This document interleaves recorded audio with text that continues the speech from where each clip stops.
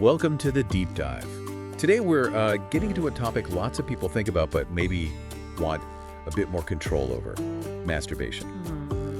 We've got a really detailed explanation as our source, looking at it from, physical and psychological angles. Yeah, and the goal really is to pull out the practical step-by-step stuff, strategies for anyone looking to maybe reduce frequency or just feel more in charge. Exactly. And our source, it isn't about judgment at all.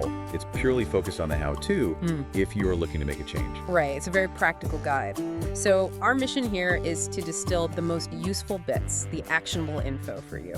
Finding concrete ways to gain control, no guilt, no shame, just focusing on the practical steps laid out. That's the plan. Okay, so let's dig in. The first big thing the source hits on is understanding why someone might be doing this frequently. The root causes, yeah. It points to a few main ones, like boredom. For starters, just having a lot of empty time can lead you there. Definitely. Too much free time, not enough structure. It's easy to fall into patterns.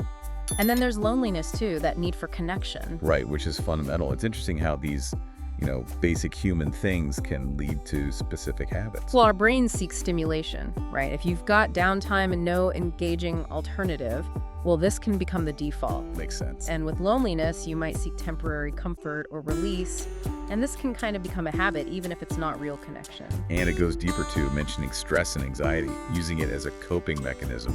That really lands, doesn't it? Absolutely. A way to just switch off for a bit, distract from those feelings. But the source also brings up, and this is a big one today, easily accessible online content. Some might call it porn addiction. Yeah, that constant flood of really intense stimulation can seriously shape your patterns and your urges. So putting it all together, the first step is really looking inward, figuring out your specific triggers within these areas: boredom, loneliness, stress, online stuff. Exactly. That self-reflection is key. What's driving it for you? Okay, so once you have some idea about the why, the source really hammers home the need for clear intentions, not just vaguely thinking, I should do this less. Right, you need actual goals, Yeah. specific ones. It suggests starting gradually, like if it's daily, maybe aim for every other day first, then stretch it out. That gradual approach is smart. Changing habits, especially ingrained ones, it's rarely instant. So measurable goals, like cutting down frequency by X amount per week, makes it concrete. And achievable, hopefully. Yeah. And to help with that, it suggests tracking your progress. Literally marking a calendar or using an app. That visual feedback can be surprisingly powerful, seeing the streaks, the progress. Totally. Plus, it suggests actually writing down why you want to change. Maybe it's for better focus, more energy, mental clarity, whatever your reasons are. Yes. Having those written down, maybe somewhere you can see them when an urge hits. That could be a powerful reminder. Connects the effort to the benefits you're actually seeking. Exactly. It shifts it from just stopping something to working towards something better, which feels more positive, I think. Okay, so you understand the why, you set some goals. Uh-huh. Next up is actively avoiding the triggers. Makes sense. And the source gets specific. Online content, obviously porn, explicit stuff on social media, websites, major factors. Yeah, that's pretty direct. If you want to reduce the behavior, reducing exposure to the stuff that often sparks the urge is, well, logical. Effective strategy. Oh. It also points out another big trigger, just having lots of unstructured time or being alone for long stretches. Right. That downtime, that solitude, it can create the perfect storm almost, an opening for the urge. So the strategies it suggests are pretty practical, using website blockers, for example, Putting up some barriers. and physically keeping your phone away from you sometimes, especially at notes right before bed and first thing when you wake up. Oh yeah, that morning scroll. It can definitely lead you down certain paths if you're not mindful. So creating those actual barriers, disrupting the easy access, it forces a conscious choice rather than just autopilot. Precisely. Less automatic reaction, more intentional action. Now, a huge part of this is figuring out what to do instead, what to do with that time and energy. The replacement behaviors. Exactly. The source talks a lot about staying busy and productive, basically using distraction, but in a positive way. Good distraction. It gives loads of examples, starting with exercise, cardio, strength training. It highlights that natural dopamine release you get. Which is a great point. Exercise isn't just a distraction.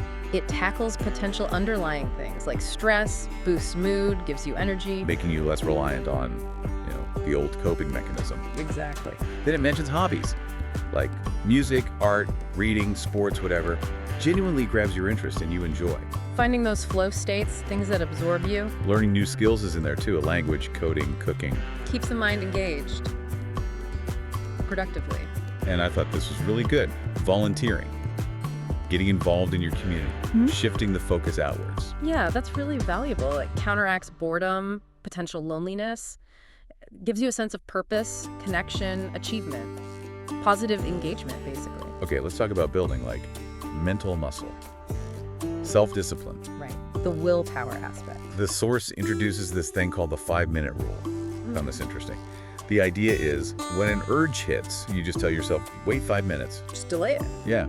And apparently, often that urge will actually lessen or pass in that time. It's clever because urges can feel intense, but they're often temporary. Creating that little pause gives you back control, lets you redirect, puts a brake on the automatic response. And there's the bracing suggestion, cold showers. Yeah, that one gets attention. Apparently, the cold exposure can help reduce urges and builds mental toughness. Seems a bit extreme, maybe. Well, the rationale, as the source puts it, is about intentionally facing discomfort, showing yourself you can handle it, strengthening your resolve against other impulses. It does take willpower, though. No kidding. On a gentler note, it also recommends meditation and mindfulness. Very useful tools. The goal isn't to, like, completely block thoughts, but more to learn to just observe them without immediately acting. Exactly. Creating that space between the impulse and the reaction. You notice the urge, acknowledge it without judgment, and then choose how to respond instead of just being driven by it. Feels like a superpower you could use everywhere, really. It really is very transferable skill. Okay, now the source clearly connects this behavior to emotional regulation, how people might use it to cope with stress, sadness, that kind of thing. That's a critical link. If it's become your main way to deal with tough feelings, just trying to stop the behavior without finding other ways to manage those emotions, it's gonna be hard. Right, you need healthy outlets instead. Yeah. The source suggests things like talking to people you trust, friends, family, Connection, yeah. keeping a journal to process stuff, Yeah. engaging in healthy activities, exercise again, music, getting out in nature.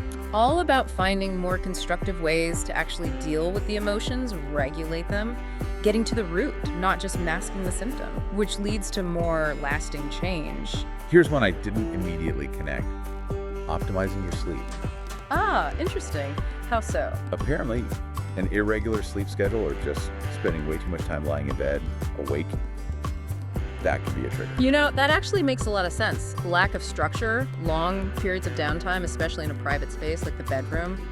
Yeah, I can see how that creates opportunities. So the advice is pretty standard sleep hygiene, really. Stick to regular sleep and wake times. Avoid the phone in bed, Dad, again. Always the phone. And be careful with daytime naps if they mess up your night's sleep. Yep. Just establishing a healthier rhythm. Yeah, a consistent schedule helps overall well-being and definitely cuts down on that aimless time in bed where urges might creep in, creates stability. Now, the source includes a section flagged as optional, exploring spiritual or philosophical motivations. Right, acknowledging that for some people, this dimension is really important. It mentions things like religious practices, prayer, fasting, confession, providing strength or support for some individuals. It highlights how personal values and beliefs can really fuel behavior change. Aligning actions with convictions can be a powerful motivator for some. It also touches on broader spiritual goals, like consciously channeling energy towards a higher purpose, And it mentions brahmacharya from yogic traditions, meaning self-restraint, often celibacy. But it's framed very much as a personal choice, if that resonates. Exactly. These approaches tap into deeper meaning, offering a framework for self-control beyond just the psychological or physical tactics. Okay, really important point now. Knowing when you might need more help, professional help. Yes, recognizing the limits of self-help. The source outlines indicators, like if the behavior feels compulsive, like an actual addiction you can't control. Or if it's really starting to negatively impact your health, your relationships, your life. Those are key signs it might be time to reach out. And doing that is a sign of strength, by the way. Self-awareness, not weakness. Absolutely. The source lists different kinds of support, therapists, counselors, ideally with experience in sexual health or addiction. One-on-one support, yeah. Support groups too. It mentions things like NoFap, Reboot Nation, various online communities, Peer support can be incredibly valuable, knowing you're not alone. and even medical advice. If there are physical health worries, good to know there are options. Definitely. A range of support levels depending on what you need and feel comfortable with. And finally, maybe most importantly, the source really stresses being patient and kind to yourself. Oh, absolutely crucial. It says setbacks or relapses might happen. That's part of the process, often. The key is not to get buried in guilt or shame. Yes, avoid that spiral.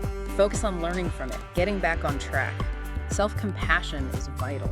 Behavior change is rarely a perfect straight line. Almost never. Expect bumps and be ready to be kind to yourself when they happen. It also encourages celebrating the small wins. Even reducing frequency a bit is progress. Keep those whys in mind. Acknowledging those positive steps builds momentum, reinforces that you are making changes, shifts focus from stopping the negative to building the positive. The source even adds a few extra quick tips at the end, like wearing tighter underwear at night if urges are an issue then. Practical, specific advice. Avoiding sleeping positions that might be, physically stimulating. And using habit tracker apps to see your progress visually. Little things that can add an extra layer of support in specific situations. So wrapping this all up, this deep dive really shows is that controlling excessive masturbation. It's not about one magic bullet. Not at all. It's a comprehensive approach. You've got to understand your root causes, set clear goals, manage triggers, find positive activities, build self-discipline, deal with emotions. Optimize sleep, maybe tap into spiritual motivation if that fits. Right. And all the while practicing patience and self-compassion. It's multifaceted. Absolutely. It's about building a holistic strategy, really. One that addresses all the different factors involved and supports sustainable change. So thinking about all these strategies we've talked through, maybe ask yourself, what's one small, manageable step you could consider taking today? Not out of shame, but just out of wanting more focus, more well-being, more control in your life. A starting point. This deep dive gives a solid foundation, but you might want to explore certain areas more deeply depending on what resonated most with your own situation.